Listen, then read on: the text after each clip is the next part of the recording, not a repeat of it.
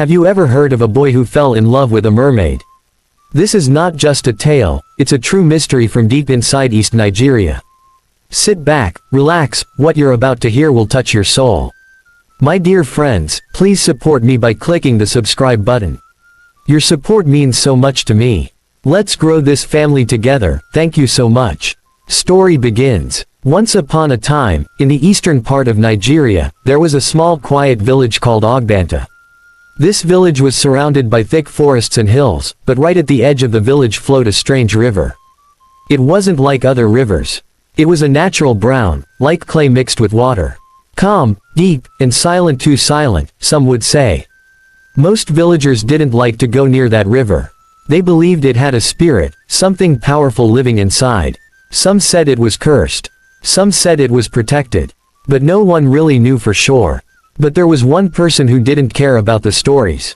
His name was Abina. Abina was a young man, maybe 25, with strong arms, kind eyes, and a brave heart. He was the best fisherman in the village.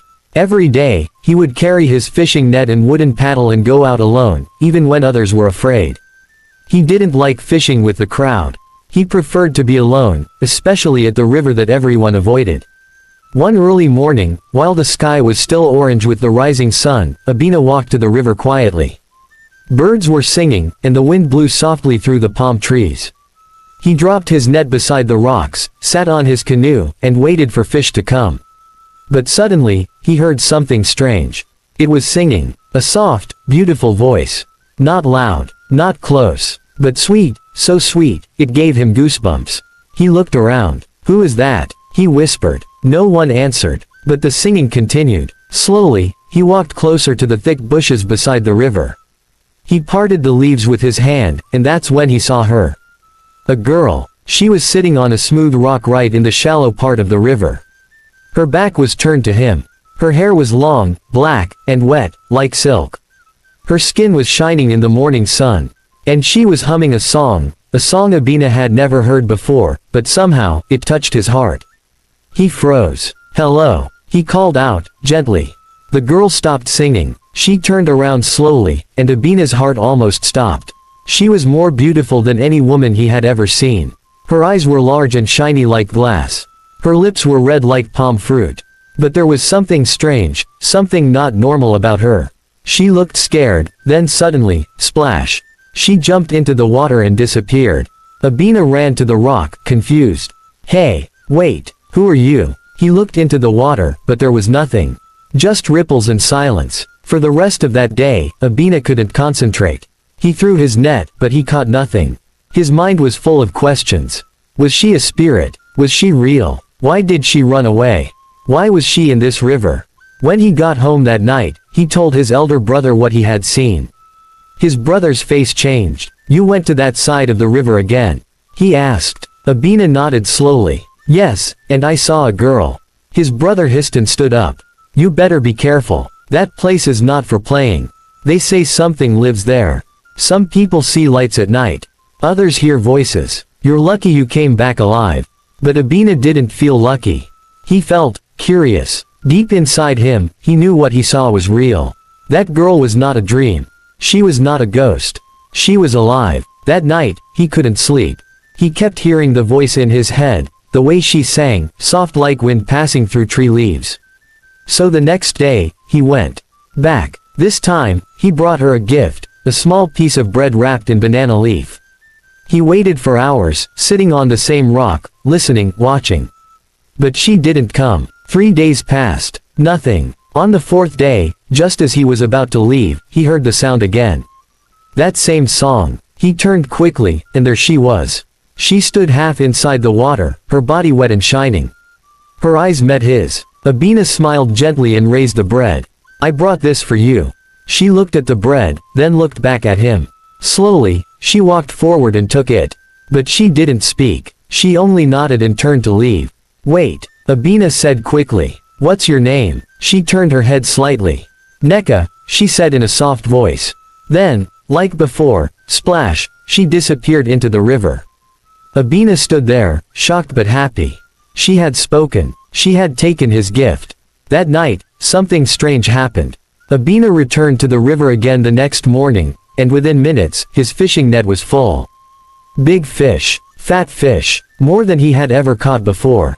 By the time he returned to the village, people were clapping. "Abina, you don win jackpot, oh. Your ancestors' day bless you." But he didn't say anything. He just smiled. Because deep down, he knew, it wasn't his ancestors. It was Neka. He didn't know what she was. A girl, a ghost, a spirit, or something else. But one thing was sure. She was not human. And Abina's life was about to change forever. After that morning, Abina couldn't stay away from the river. Every day, after the market had quieted down and the sun was no longer too hot, he would sneak off to the far end of the river, the side nobody dared to visit. He didn't go there to fish anymore. He went for Neka, the girl from the river. He couldn't explain it. He just needed to see her again. Her face, her eyes, her voice, it haunted his thoughts day and night. He even started hearing her song in his dreams. It was like she had entered his soul. But she didn't always appear. Sometimes, he would wait from morning till evening and see nothing but ripples in the water. But when she did come, it was always the same, quiet, gentle, beautiful. She would rise from the water slowly, her long black hair covering half her face, her brown skin wet and glowing under the sun. She never came fully out of the water. Her lower body always stayed hidden beneath the surface. She would say little. Just a smile, sometimes a few words. But Abina was patient. One day, after many visits, she finally asked, "Why do you keep coming here?" Abina smiled. "Because of you." She looked at him, surprised. "But I'm not like you." "You're special," he replied. She lowered her eyes. "You don't even know who I am." "Then tell me," he said softly. "Let me know you." She stared at him for a long time. Then she said something strange. "If I show you who I truly am, will you run?" Abina stepped forward. "I won't." She looked deep into his eyes, then slowly turned her back and swam into the deeper part of the river. Her movement was graceful, like a fish. She didn't splash or struggle. It was like the river itself made space for her. And then, he saw it. For just a few seconds, the sunlight caught something shiny under the water, something golden and smooth. It wasn't legs. It was a tail. A long, silver-brown fish tail. Abina's heart skipped. He stepped back in shock. He had heard stories of river spirits. Mommy water. Water wives. Mermaid queens. But he never believed them, until now. Neka was a mermaid. He sat down on a rock, breathing heavily, staring at the water. Was he afraid? A little. But more than fear, he felt wonder. She was real. Not a dream. Not a tale. A living, breathing, water being, and she trusted him enough to show her true self. That evening, he didn't tell anyone what he saw. Not his brother. Not his best friend, Kalechi. He kept it inside. It was their secret, his and Neka's. From that day, something changed between them. They began to talk more. She started asking questions about the human world, about his family, the market, food, music. She even laughed when he told her about bitterleaf soup. "You people eat leaves?" she asked, giggling. He laughed. "You people. So you're not like us." She smiled but didn't answer. In return, she told him strange things too, about underwater palaces, fish that talk, spirits that live deep below, and how the river listens to everything. Sometimes, Abina would bring her gifts, roasted groundnuts, dry fish, fresh bread. She loved the bread. And sometimes, she would sing for him, songs in a language he didn't know, songs that made birds stop flying and the wind go quiet. Their bond grew stronger. But it wasn't just friendship anymore. One day, as the sun was setting and fireflies were starting to appear, Abina touched her hand. It was soft and cold, like fresh water. She didn't pull away. Instead, she looked at him, her eyes glowing in the fading light. "Abina," she said gently. "My world is not your world. If you continue like this, there will be no going back." He nodded. "I know. And I don't want to go back." She smiled sadly. "Then be ready. Because the river doesn't like secrets." Back in the village, people were starting to notice changes. Abina, the quiet fisherman, now walked with confidence. His skin was shining. He had money. He bought his mother a new wrapper and gave yams to the elders. His boat was always full of fish. Even the chief's fishermen were not catching as much as him. People began to talk. "Is he using juju?" "No, I think he's dating a rich widow from the next village." Or maybe he's doing rituals in the forest. But the truth was stranger than anything they imagined. And slowly, the river began to change too. The water became clearer in some parts. Flowers started growing along the bank. Strange fish, colorful and big, began to appear. Some people said they saw lights dancing over the water at night. Others heard soft music coming from the trees. The elders became worried. The village priest, a very old man named Dibia Uguna, was called to pray by the river. He brought kola nut, palm oil, and white chalk. After one long chant, he frowned and turned to the people. "Something is waking in this river," he said. "Something powerful. Someone has entered where he should not enter." But no one knew what he meant. Except Abina. And he kept quiet. Because Neka had warned him. The river doesn't like secrets. That night, as he slept in his bamboo hut, he dreamt of Neka again. Only this time, she was crying. She stood on a throne made of coral, with water pouring all around her. Her voice echoed in his ears. "Don't let them find me," she said. "If they do, I'll be gone forever." Abina woke up sweating. He had made a promise, not just to her, but to himself. To protect her. To keep her secret. But in Ogbanta, secrets don't stay hidden for long. And very soon, someone else would follow him to the river. After the day she showed him her true self, Abina and Neka became even closer. Every morning, Abina would wake before sunrise, pack his net like he was going fishing, wave goodbye to his family, and disappear toward the river, the hidden side, the forbidden side.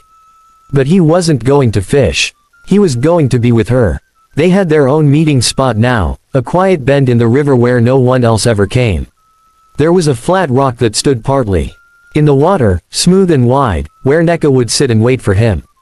The moment she saw him, her eyes would light up like fireflies in the dark.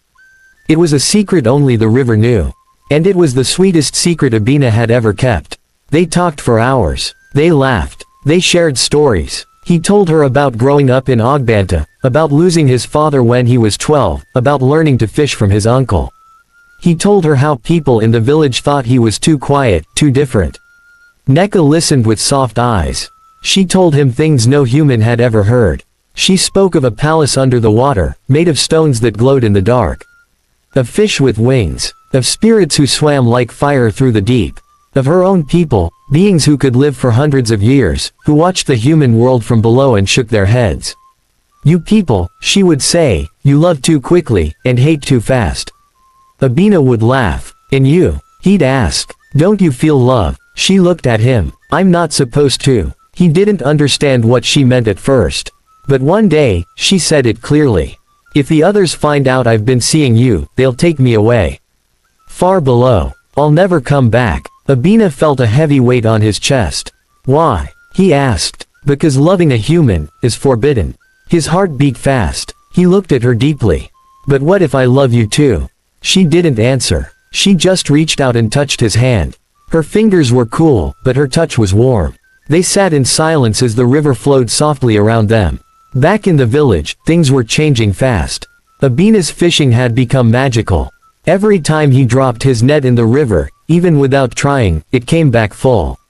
Not just with small fish, but large, shiny, golden-scaled ones.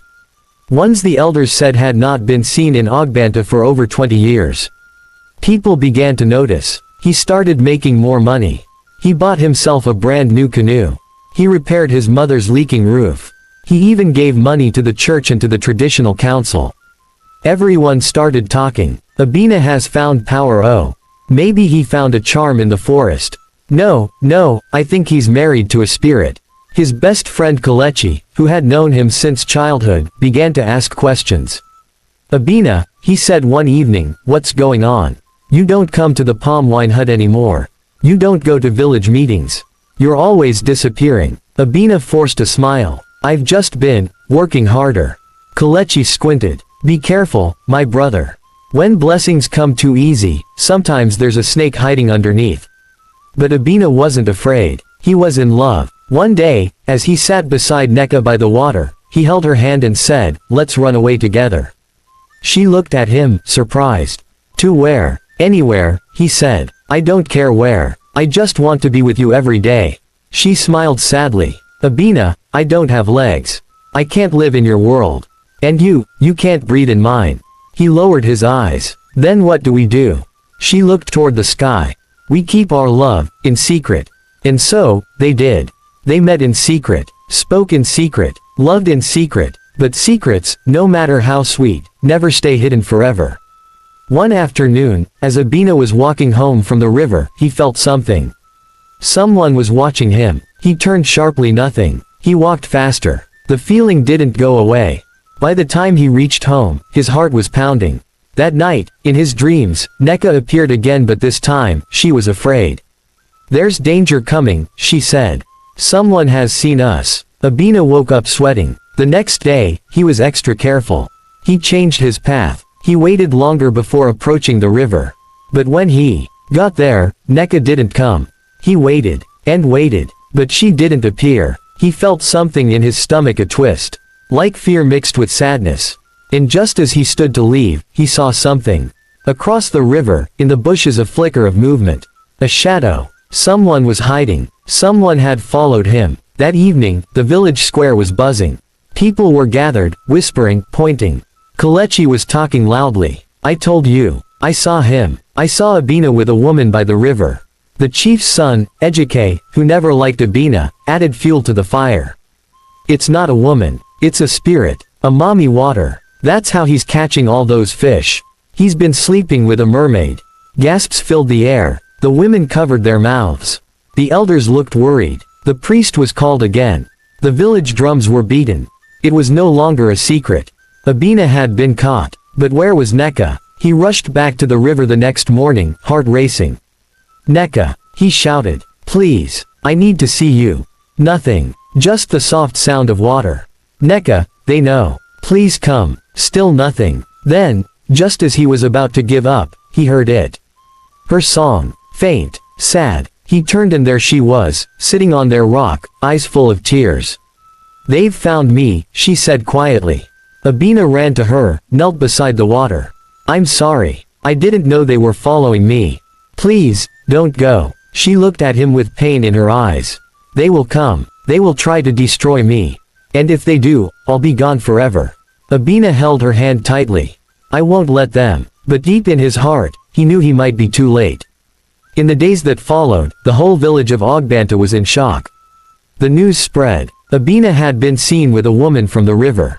Not just any woman, a mermaid. Mommy water. The villagers cried. Some whispered. Some shouted. Some stayed indoors and locked their doors. The older women poured sand at their doorsteps and tied red cloths to their windows. The elders sat in silence, shaking their heads. This is a dangerous thing, said one elder. Hasn't this boy brought a curse on us? Asked another. Abina, on the other hand, felt like his whole world was falling apart. He couldn't sleep. He couldn't eat. Even go to the river anymore. People were watching him. Children ran away when he walked by. Women crossed to the other side of the road. Even his best friend Kelechi stopped talking to him. At the village square, men gathered under the old Iroko tree. The chief's son, Ejike, stood proudly. I warned you all. Abina has been consorting with river spirits. That is why our fish are dying. That is why strange winds have been blowing at night. Another man added, my daughter fell sick last night. I know it's because of that river girl.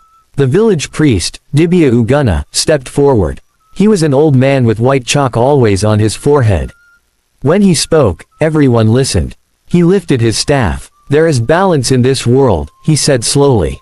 The spirit world and the human world are not meant to mix. When one crosses into the other, there is always a price. The crowd nodded. What should we do? Someone asked. The priest looked toward the river. We must cleanse the land. The river must be appeased. And if that spirit does not return to where she came from, we will make her leave. That night, Abina returned home to find his mother crying. She sat by the fire, her wrapper loose, her eyes red. Abina, she said in a trembling voice, why are they calling you a child of water? He sat beside her and held her hand. Mama, I never meant to bring shame to you. You've been meeting that girl in the river, haven't you?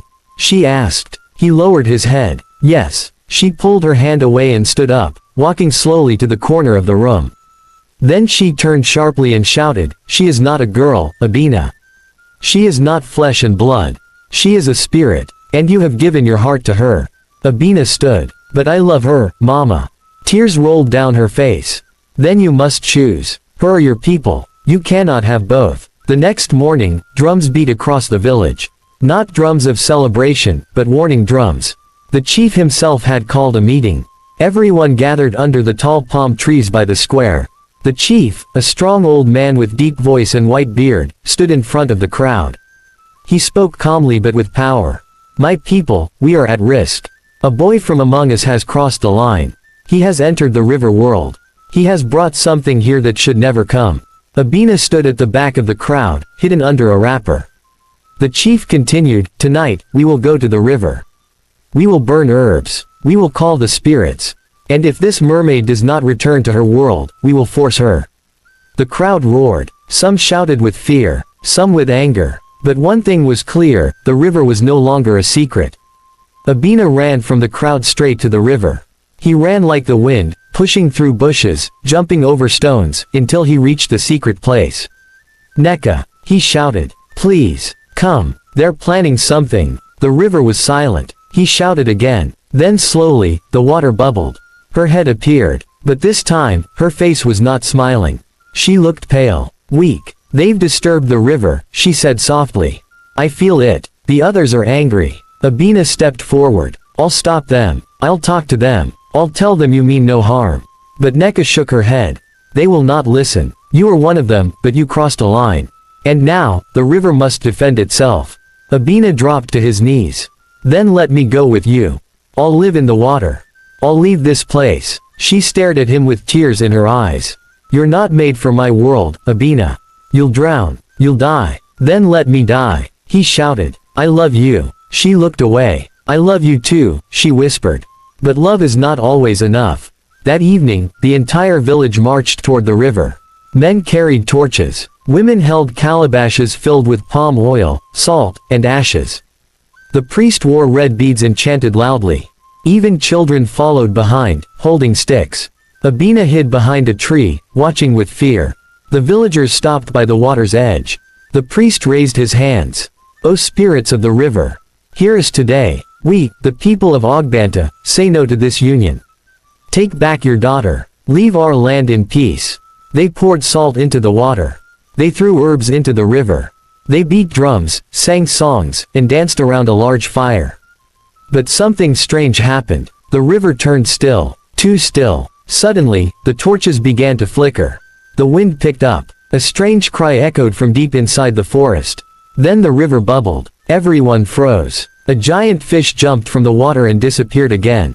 The wind howled. The fire went out. And then, silence. The villagers turned and ran. Even the priest dropped his staff. Abina stayed behind. He walked to the water's edge. Neka, he whispered. She rose, her face shining with sadness. I warned them, she said. I told you, the river does not like secrets. Abina dropped to his knees. I'm sorry, he cried. I didn't want it to end like this. She floated closer. Her voice was soft, broken. Now you must choose, Abina. Return to your people, or come with me forever. The next morning, Ogbanta village woke up in fear.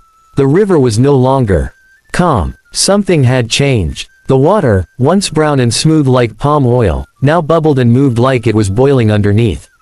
The birds that used to sing around it were silent. The air near the river was heavy, like smoke with no fire. No one dared go close. Fishermen refused to fish. Even animals kept their distance. And the people began to whisper. I heard the mermaid showed her full body last night. My cousin saw fire inside the water. Some say Abina is now half human, half fish. Children were warned not to play near the river. Women stopped washing clothes there. And men stood at the village square arguing. What should we do? Is this the end? This is not ordinary. That very afternoon, the village chief sent his guards to call Dibia Uguna, the oldest and most respected priest in the land. He had lived through many strange seasons, and the people believed that he could speak to the spirits. The old man came, dressed in red and white, with chalk marks all over his face and a necklace made from dried tortoise shells. He walked slowly, using a carved staff, and behind him came drummers beating gently on talking drums. The whole village followed him, all the way to the river. When they arrived, the air grew colder than usual. The sun was up, but the place felt like rain was coming.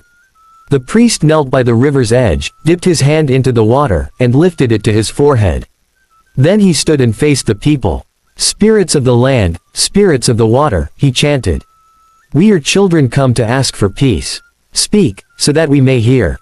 He sprinkled white chalk into the water and threw 3 kola nuts into the river. They floated, then slowly sank. Everyone held their breath. Even the trees seemed to stop moving. Suddenly, the wind blew hard once then stopped. The priest stood still for a while, then turned. His face was dark. His eyes were serious. He raised his staff. "The spirits have spoken." The crowd leaned in. "What did they say?" Someone shouted. The priest's voice boomed like thunder. "They said, we have offended the river." Gasps. Cries. People looked at each other in fear. The priest continued, "Someone from among us has opened a door that should have remained closed. A bond has been formed between flesh and water, between land and sea. And now, the river demands justice." The chief stepped forward. "What kind of justice?" The priest looked toward the forest. "The mermaid must return to her world. The boy must cut all ties. If not, the river will take what it wants." A woman screamed. "Take what?" The priest turned to the crowd. "The firstborn sons." Another gasped. He added, "The fish will die. The land will dry. And the river will swallow its own." That. Fires were lit in every compound. Mothers held their children tight. Elders prayed. Some poured palm wine to appease their ancestors. Others whispered Abina's name with anger. "He brought this on us. Let them chase him out. He should return the river girl to where he found her." But Abina wasn't in the village. He was by the river. Waiting. Neka didn't come at first. The wind blew. The moon shone softly through the trees. Then, like before, she rose. But this time, she was wearing something new, a coral necklace and silver bangles that glowed in the dark. Her face was sad, but she didn't cry. "You're in danger," she said calmly. "I know," Abina replied. "They want me to leave you." She nodded. "They fear what they don't understand." Abina stepped closer. "But I'm not afraid." "You should be," she said. She looked down at her hands, her voice softer than the river breeze. "My sisters are angry. The river gods too. They believe I've broken the rules." Abina frowned. "You're not a prisoner. You chose me." "I did," she said. "And I still do. But love does not stop consequences." Abina sat by the water's edge. "Then let's run. Far away. To another village. A place without rules. A place where humans and mermaids can love freely." She looked at him gently. "There's no such place, Abina. Land is land. Water is water." "But why?" he shouted. "Why can't we just be together?" She turned away, tears running down her cheeks like drops of the river. "Because even love has a price." The next day, disaster began. The river turned black. Dead fish floated to the surface, hundreds of them. Small fish, big fish, golden fish, all lifeless, drifting along the current. The fishermen cried out. The market women screamed. Children pointed in fear. The priest was called again. He stood beside the river and raised his hands. "It has begun," he said. "The river is angry." Later that evening, a boy fell sick. Then another. And another. All of them firstborn sons.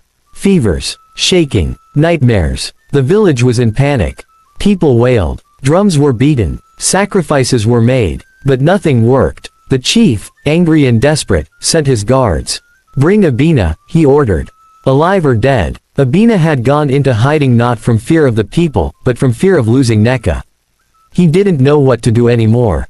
Every time he tried to pull away, his heart pulled him back. "I love her," he whispered to himself. "But I don't want to lose my people." It was a war between two worlds and he was caught in the middle. When the guards finally found him hiding in the abandoned yam barn, he didn't run. He followed them quietly to the village square. There, the whole village waited. The chief stood. The people shouted, "Tell us the truth. Did you bring the curse? Do you still see the mermaid?" Abina raised his hands. "Yes," he said. "I still see her." A loud cry went up. The chief shouted, "Then leave this place. You have chosen the water. Go and join her forever." But before they could throw him out, the wind began to blow. Loud, fast, violent. The clouds turned black. Lightning flashed, but there was no rain. Then a voice echoed from the river. A voice not of man, not of woman, but of the river itself. You cannot separate what love has joined. The ground shook. The people fell to their knees. And deep in the water, Neka began to rise. Neka rose slowly from the water, her eyes glowing like fireflies, her long black hair dripping wet, and her coral necklace shining under the moonlight. The villagers froze. Even the chief took a step back. It was the first time they were seeing her with their eyes, the mermaid. Half woman, half mystery. She was beautiful, yes. But she was also powerful. And that power scared them.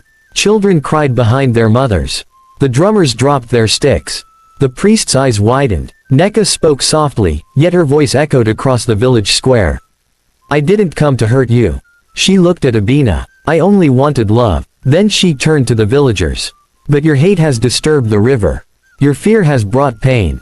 She raised her hand. The wind stopped. Silence. I give you a choice, she said. Let us go in peace, and the curse shall be lifted. But if you force him to stay, the river will take what it must. The villagers turned to Abina. He stood in the middle, between land and water. Between his family and his love. Between what he had always known, and what his heart had chosen. He looked at his mother. She had tears in her eyes. He looked at his father. The man nodded slightly, in fear and sadness. Then he looked at Neka. She didn't beg. She didn't cry. She simply waited. Abina, the chief shouted. What is your answer? Abina took a deep breath. My heart belongs to her, he said. The crowd gasped. I didn't plan it, he continued. But I won't deny it. I love Neka. He turned to Neka. And if being with you means I must leave all this behind, then so be it. Neka reached out her hand. He took it. And in that moment, the ground cracked. The sky roared. The river began to swirl in circles, faster and faster. A large whirlpool formed behind Neka, pulling water from every direction. The people screamed. The priest shouted, it is done. Abina turned back one last time. He saw his village, his friends, his home. Then he looked at Neka, the girl who loved him without limits. He nodded. And together, they walked into the water. As soon as they disappeared beneath the surface, everything changed. The river calmed. The wind stopped. The black clouds rolled away, revealing the stars once again. A soft breeze blew through the village, warm and sweet, like a mother's breath. Then something amazing happened. The sick children started to wake up. One by one, their fevers were gone. Their cries turned to laughter. Their mothers screamed in joy. He's healed. She's breathing again. The priest raised his staff and shouted, the river has accepted the sacrifice. People danced. Some knelt and prayed. Others fell on their faces and thanked the gods. But the celebration was mixed with sadness. They had peace again. But Abina was gone. Under the river, something magical happened. Abina could breathe. His feet no longer touched the ground, they floated. Neka held his hand and led him deeper. Past silver fish. Past giant turtles. Past sunken trees. There, beneath the river, was a whole new world. Glowing plants. Golden shells. Mermaids with long hair and shining eyes. They looked at Abina with curiosity. Neka held him close. This is my world, she whispered. And now, it is yours too. Abina looked around, amazed. It was peaceful, calm, and yet, something inside him still missed home. Will I ever go back? He asked. Neka shook her head gently. Not as you are. He closed his eyes, held her hand tighter, and whispered, then let's stay. But that was not the end. Because love always leaves a mark. And in Ogbanta, every year on the night of the full moon, villagers still gather by the river. They light a small fire. They beat soft drums. And they tell the story of Abina and the mermaid. Some say they still see them dancing in the river on moonlit nights, their figures glowing beneath the water. Some say the river sings their names in the wind. And others say Abina became the guardian of the river, protecting the land from harm, just like the river once protected him. 2 years after Abina vanished into the river, a quiet peace settled over the village of Ogbanta. People now fetched water with joy. They poured libation at the bank. No one threw dirt into the river again. Even the stubborn ones respected the water. Because they knew Abina lived inside. He had become a legend. A protector. A story parents told their children. A name carved into the wooden shrine beside the riverbank. Abina the boy who chose love. But the story didn't end there. One night, during the New Yam festival, the villagers gathered by the riverside for celebration. They beat drums. They danced. They sang old Igbo songs. The moon was round and full. The stars blinked above like tiny eyes watching. Then, suddenly, the drums stopped. Everyone looked around. They heard something strange. A voice. A sweet voice. A woman's voice. Singing. But not from the village. Not from the forest. Not from the land. The song was coming from the water. Abina M, Abina M. Your name is carved in the river. Your love shines like moonlight. Abina M, Abina M. The villagers stood still. Even the old priest fell to his knees. They all knew. It was Neka, the mermaid. Abina's love. Her voice floated through the air like mist. Painful. Beautiful. She was singing to him. Calling him. Thanking him. A tear rolled down Mama Abina's cheek. She held her chest. I feel him, she whispered. My son is here. Her husband held her hand. He never left us. Suddenly, the river glowed. Just for a moment, the old priest raised both hands. He is smiling at us, he said. He hears her song. Under the water, Abina floated alone, eyes closed. He heard Neka's voice. It wrapped around him like a warm cloth. It healed him. Then something magical happened. The river bubbled softly. A shape began to rise from the water. Not scary. Not dangerous. Just soft. Gentle. Like the breeze. It was Neka. She rose from the river like light itself. Half human, half mermaid. Hair long like seaweed. Abina M, river's son. I will wait for you. Till time fades. And water runs dry. The villagers come there every market day to pray, give thanks, and tell their children. This is the story of Abina and Neka. A human boy who loved a mermaid. A love that saved us all. She said, one day, I will tell the world this tale. And my dear listener, you are hearing Abina's love story. And that, my friends, is the story of Abina and Neka. A simple village boy who gave up everything because of love.